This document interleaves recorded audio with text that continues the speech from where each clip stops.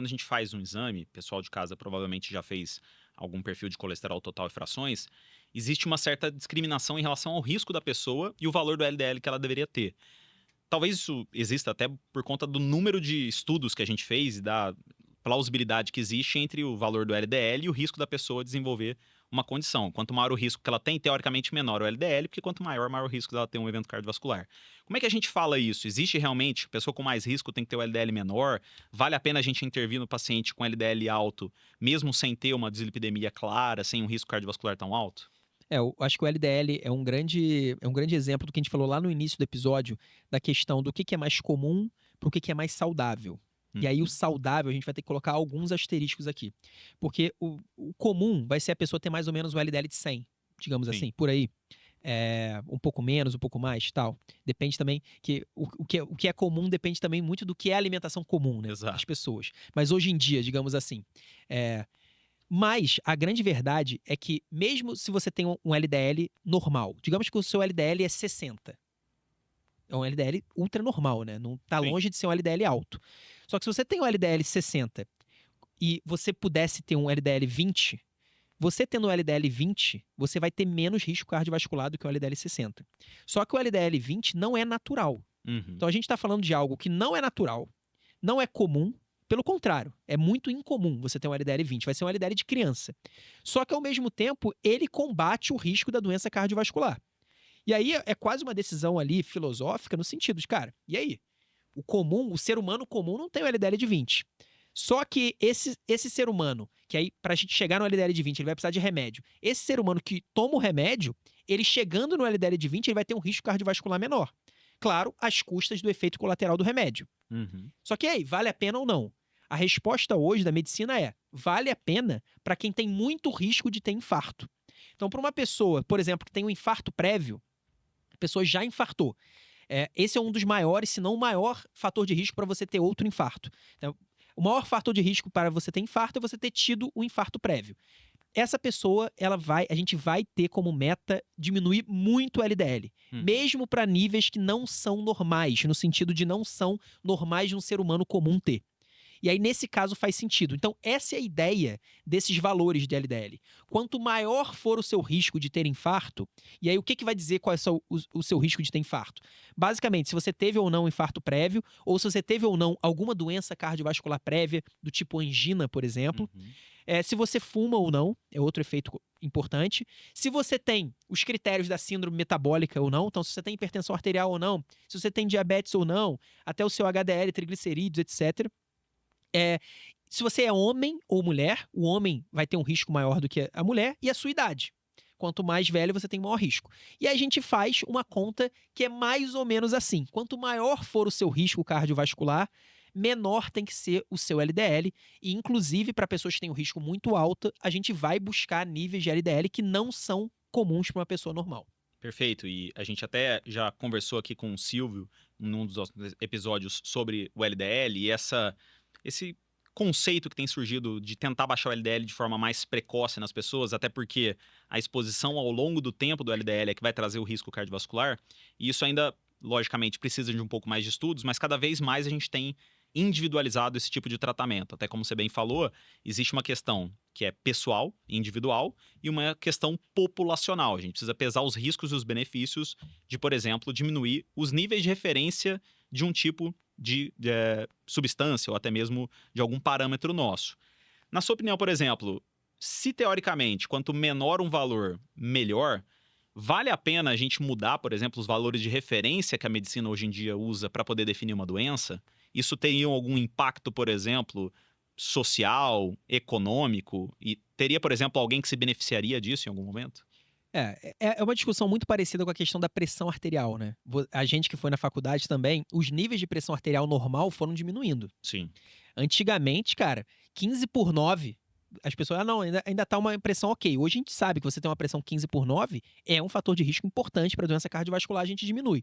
E aí a gente verificou, como eu falei, que mesmo dentro de níveis normais, você ter uma pressão de 10/6 é melhor do que você ter uma pressão de 11/7. Tem um risco menor.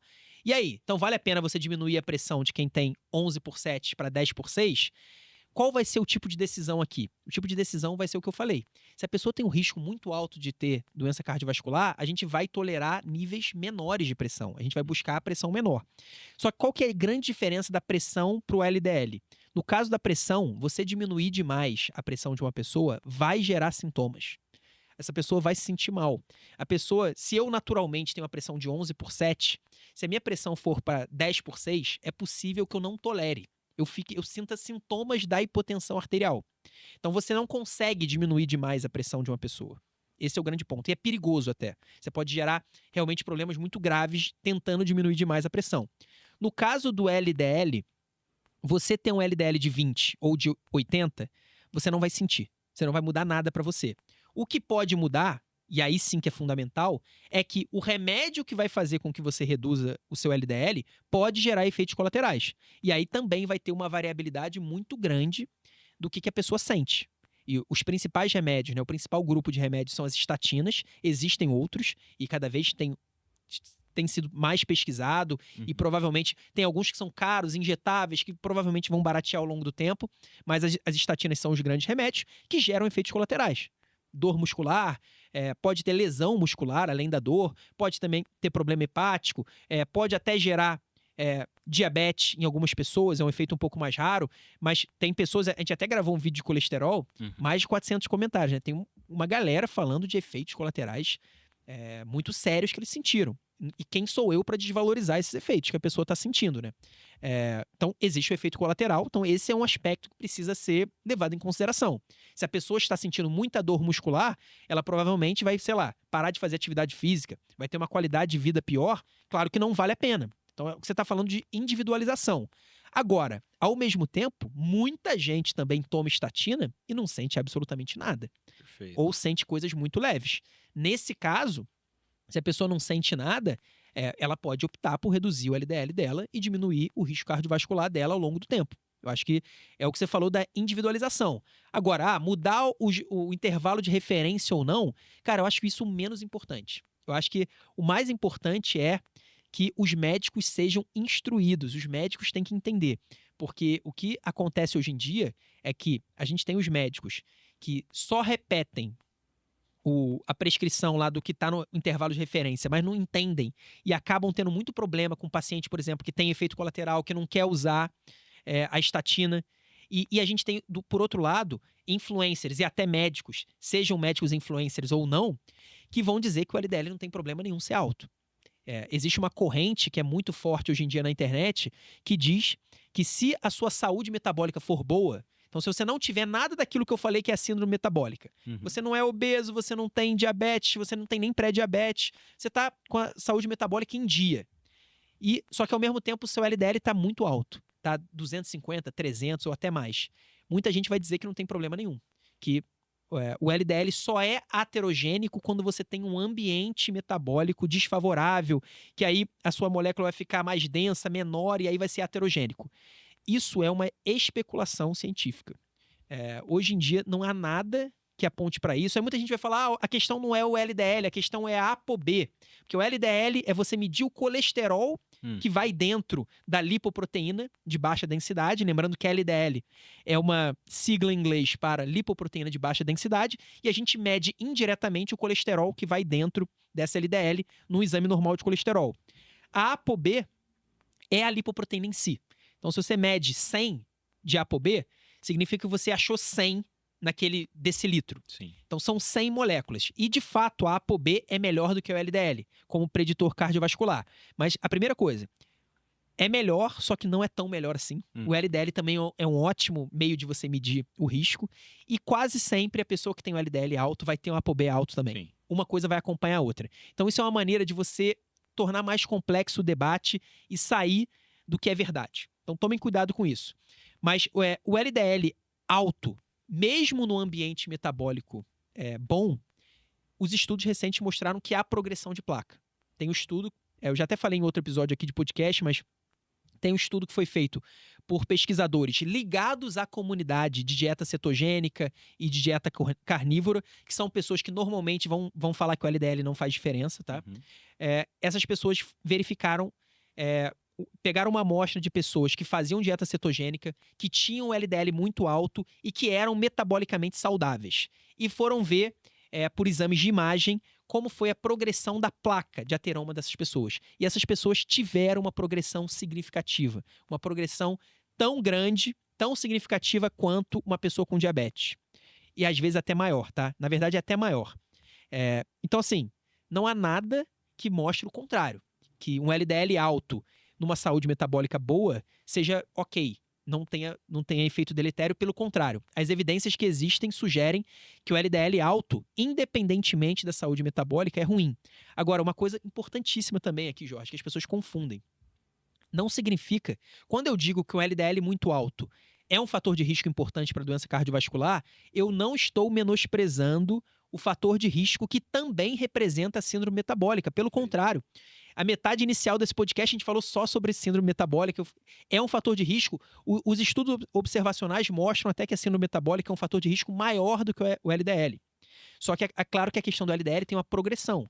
Então, se você tiver um LDL de 300, 400, é diferente você ter um LDL de 150. Então, você vai aumentando o risco, e aí, dependendo do tamanho do LDL, pode ser que seja um risco maior do que a síndrome metabólica. Mas, enfim, o LDL alto é um fator de risco, a síndrome metabólica também é um fator de risco. Se você quer diminuir a sua chance de ter doenças cardiovasculares, você tem que olhar para o LDL e para a síndrome metabólica. Você não tem que olhar só para um. Esse é o grande ponto. Perfeito. Pensando um pouco até na questão da obesidade, né? E do próprio sobrepeso. A gente já falou algumas vezes aqui sobre a caracterização da obesidade como uma doença estabelecida crônica, já, em que existem mudanças fisiológicas, metabólicas no indivíduo que vão fazer com que não só seja mais difícil para ele perder peso, como seja muito mais fácil reganhar esse peso ao longo do tempo.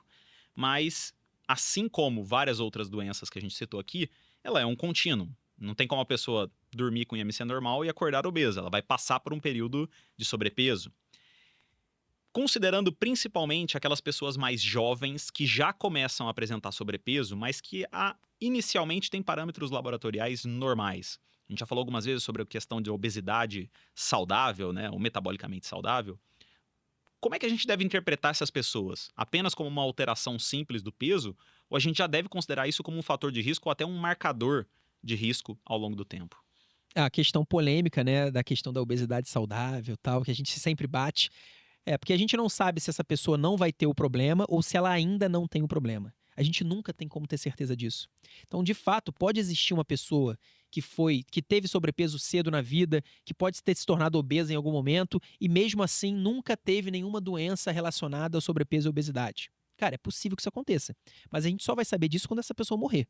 A gente vai saber em retrospectiva. Essa pessoa faleceu e, de fato, ela não teve nenhum problema. A gente nunca vai saber isso de forma prospectiva. Então, eu não posso olhar para uma pessoa com sobrepeso, uma pessoa obesa, ver que ela não tem hipertensão arterial, não tem diabetes, não tem nada dessas questões. Lembrando, importante também, que a obesidade não está só relacionada a doenças metabólicas. Sim. Ela está relacionada também a câncer, alguns tipos de câncer. Ela está relacionada a problemas de saúde mental, tem uma associação importante. Ela está relacionada também a doenças ortopédicas. Qualidade de vida. Você pode falar melhor do que eu, qualidade de vida de uma maneira geral. Então, assim, não é só a doença metabólica. Mas, digamos que a pessoa não teve nada, não teve nenhum desses problemas, ela afirma que a qualidade de vida dela não foi afetada. A gente só vai saber disso depois. A gente não tem como olhar para uma pessoa agora e falar, cara, você não teve nada disso ainda, significa que você é um obeso saudável. Pode ser que você esteja naquela avenida, lembra que eu falei do contínuo? Só que você ainda não chegou lá. Você ainda vai ter sua hipertensão, você ainda vai ter o seu diabetes. A sua gordurinha no fígado ainda vai aparecer. Então, assim, é impossível. Você falar que uma pessoa obesa é saudável é impossível. Você pode falar que ela ainda não fechou critério para nenhuma das doenças. Só que, como a gente falou no início, esses critérios são, por definição, arbitrários.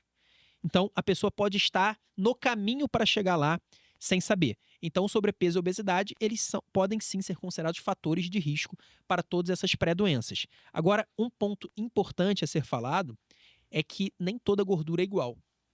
Existe uma diferença muito importante, que a gordura que realmente gera uma inflamação crônica no corpo humano e que é um enorme fator de risco para a resistência insulínica e, consequentemente, para a síndrome metabólica como um todo, é a gordura abdominal. E uma pessoa ela pode ter sobrepeso sem ter um aumento de gordura abdominal. Especialmente em casos mais leves de sobrepeso, a pessoa pode ter um sobrepeso, mais gordura, por exemplo, nos braços, nas pernas. Essa é até uma distribuição de gordura comum para mulheres antes da menopausa. Sim.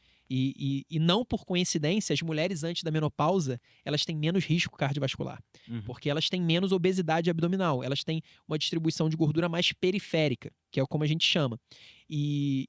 Assim, uma pessoa que começa a engordar, ela vai engordar primeiro no braço, na barriga ou na perna. Existe uma influência do gênero, como eu falei. Mulheres antes da menopausa têm uma tendência maior de engordar na periferia, homens têm uma tendência maior de engordar em regiões centrais.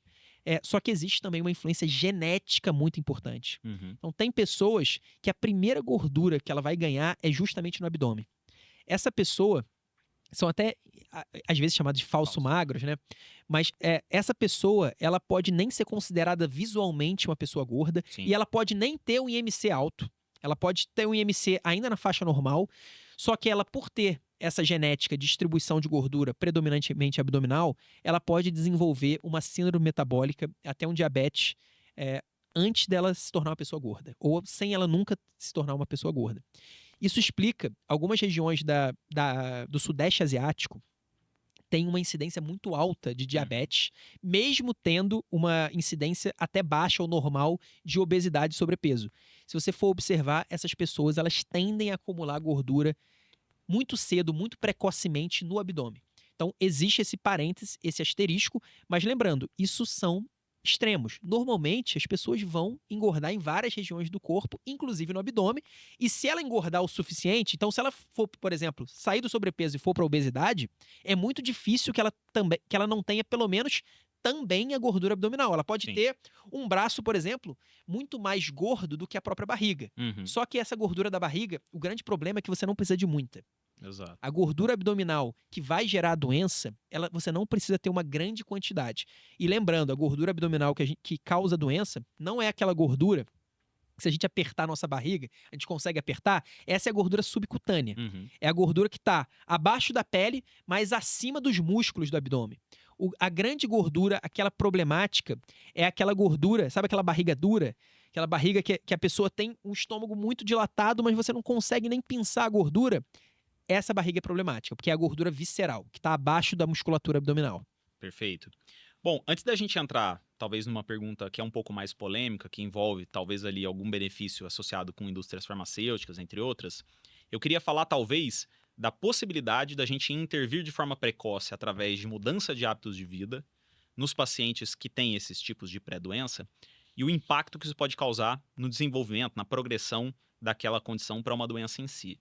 Realmente é possível, através de mudanças de hábitos de vida, principalmente falando ali, perder peso, ter uma boa alimentação, ter boa noite de sono, exercício físico, é possível evitar a progressão e até muitas vezes tirar a pessoa da faixa da pré-doença? É totalmente possível. Na verdade, o desafio não é se o tratamento vai fazer efeito. E aí, nesse caso, tratamento, não estou falando de remédio, estou falando de tratamento de mudança de comportamento. A grande dificuldade não é o tratamento fazer efeito, porque o tratamento quase sempre vai fazer efeito. A grande dificuldade é a pessoa conseguir aderir ao tratamento.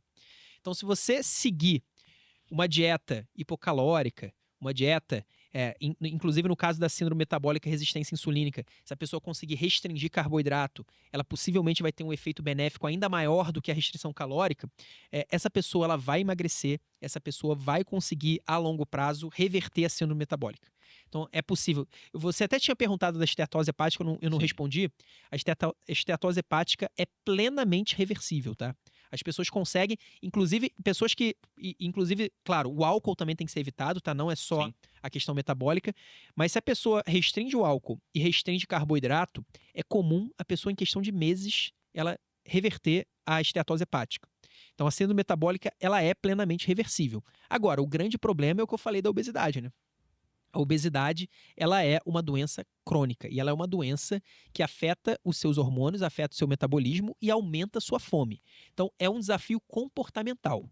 Por isso, até que na Outlive a gente fala tanto sobre comportamento, a gente fala tanto sobre temperança, né? A virtude, o autodomínio, o seu racional dominar o seu emocional e as inclinações do corpo, porque a gente entende que o grande desafio dessa medicina preventiva que vai atacar comportamento não é escolher qual é a melhor dieta do mundo. É, na verdade, cara, fazer você seguir uma boa dieta. Uhum. Então, fazer você executar o comportamento planejado é o grande desafio. O desafio não é saber se você vai comer frango, peixe, carne de boi, ou se é carboidrato, gordura ou proteína. Cara, eu não vou falar que todos os caminhos levam a Roma, né? Na verdade, muitos caminhos levam a Roma. Vamos colocar a Roma como emagrecimento, a cura da síndrome metabólica. Então, vários caminhos levam a essa Roma. A gente tem que entender qual é o caminho que você tem mais facilidade de seguir e te ajudar comportamentalmente a fortalecer a sua temperança. Porque o grande problema é o fracasso a longo prazo de qualquer medida comportamental. Qualquer medida comportamental que seja testada em estudos médicos, seja dieta, seja restrição de algum tipo de alimento, seja atividade física, seja mudanças em sono, qualquer medida comportamental falha a longo prazo por questão de aderência. Não é uma questão de, parou de funcionar. Você está fazendo a mesma dieta, uma dieta super saudável, só que, cara, ela não está mais funcionando. Não é isso. Ou, não, você está fazendo atividade física religiosamente, mas não está mais funcionando. Não está tendo mais efeito positivo. Não é isso. O problema é que você para de fazer atividade física e o problema é que você para de seguir a dieta. Você volta a comer o que você comia antes. Então, o desafio é de temperança e é por isso, inclusive, que eu recomendo fortemente que você assista as nossas lives, né? Que eu e o Jorge fazemos toda segunda-feira, 8 ou 8h30 da manhã. A gente ainda não decidiu exatamente qual é o horário, mas a gente faz toda segunda-feira para te ajudar a fortalecer a temperança. E a gente tem um teste de ordenamento, um teste de clareza de comportamento alimentar. É um teste muito rápido, tá aqui nesse comentário fixado ou na descrição do vídeo. Então dá uma olhada, faça esse teste, que é basicamente um espelho para você entender onde estão os seus problemas de comportamento e depois também a gente vai te ajudar a resolver.